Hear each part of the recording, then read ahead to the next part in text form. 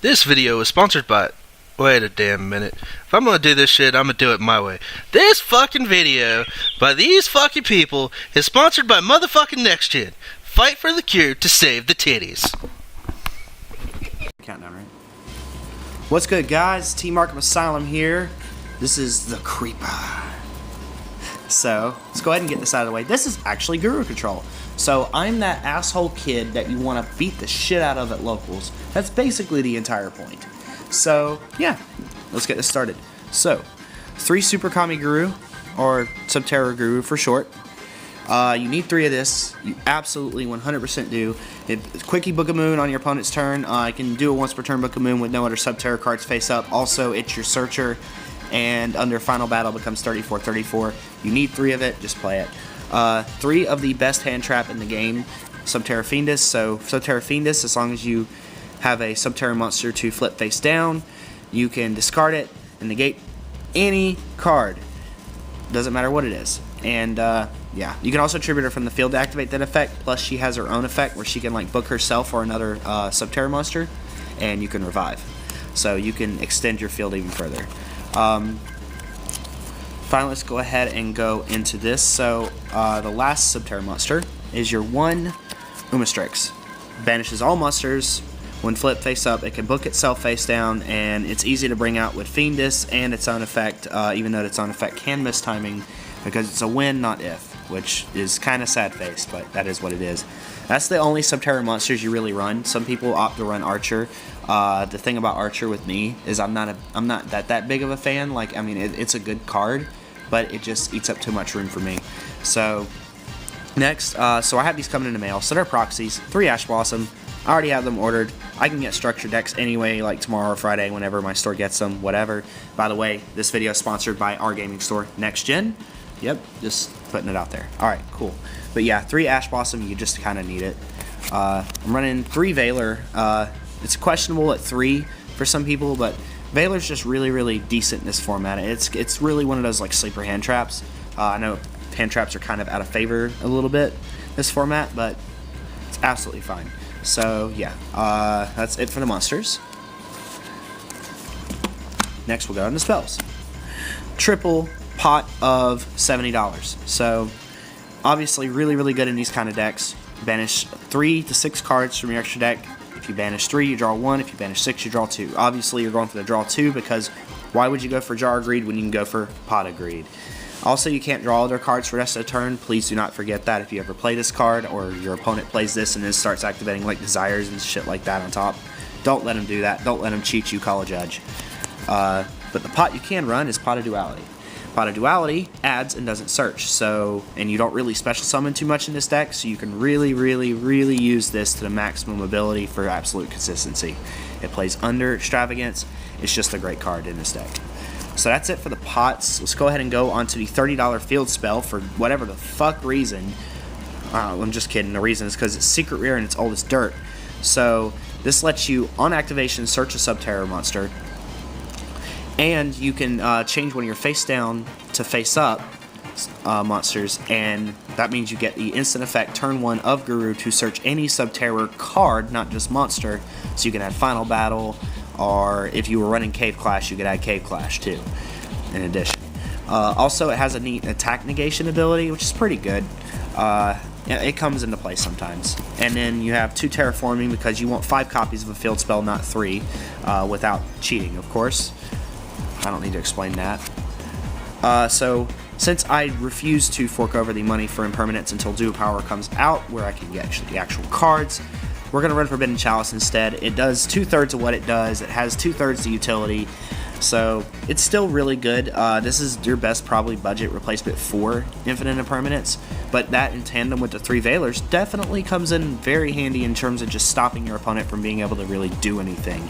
It does give the monster 400 attack, but you can work around that. You can book all their shit anyways. So that's it for the spells. Oh, I bumped the camera a little bit. There we go. Alright, cool. So for traps, I got Floodgates galore. So 2 goes in match for 1 type to rule them all. 2 summon limit for only 2 summons a turn. And 2, there can only be 1 because you got to be the Highlander. So these are your best ones. Some people run like only 2 of them and run 3 and 3.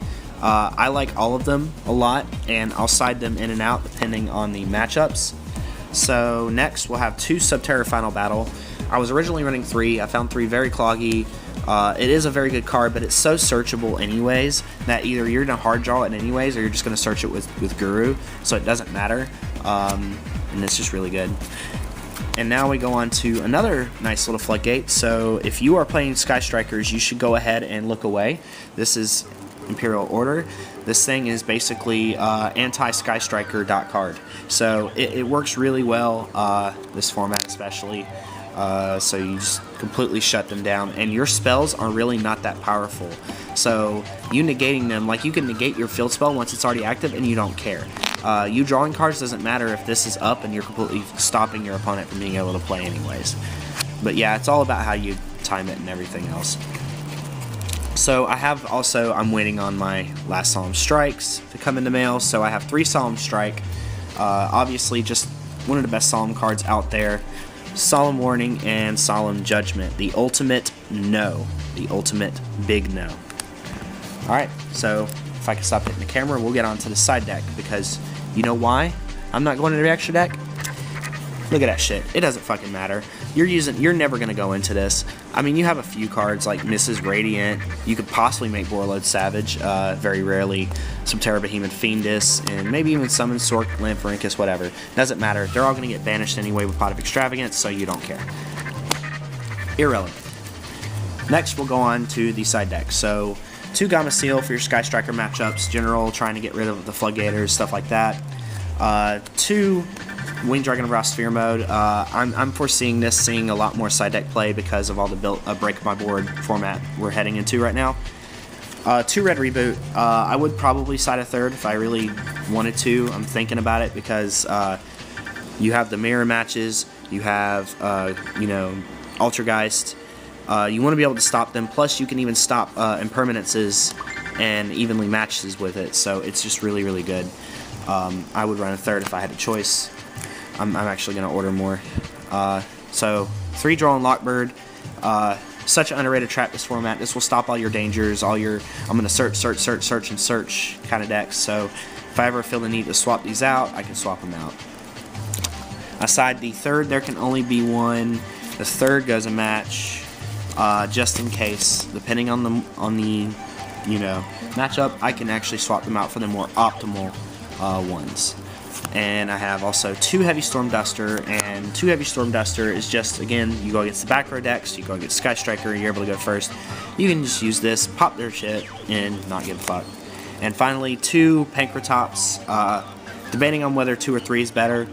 It's really good. You go second, you go, oh hey, you have a Floodgate that's going to stop me, or some kind of card that's going to stop me. I'm just going to play Pankratops, and also he's really, really big, so he can run over almost anything. So even then, you just go, oh okay, well, just get rid of 2 cards in 1 card. Such good value, such good value. So, quick things about this deck to know. 1, it's expensive as fuck to really build competitively, in truth, because Pot of Extravagance, you have to have the hand traps, because you're just going to have to, you're going to have to get a lot of old Subterra cards, in addition to the new couple of Solitaire, Subterra cards, Solitaire cards, yeah, okay, wrong archetype. And on top of that, you got to get all the Solemns, you have to get all the Floodgates, you have to get everything. And then in the real competitive version, it would actually run Infinite Impermanence. So that brings it up like another $270 real easily. But the deck really just plays really well. It's a reason it took up 2 slots at YCS Chicago in the top anyways. And this is just my version of it. So this is Creeper signing out.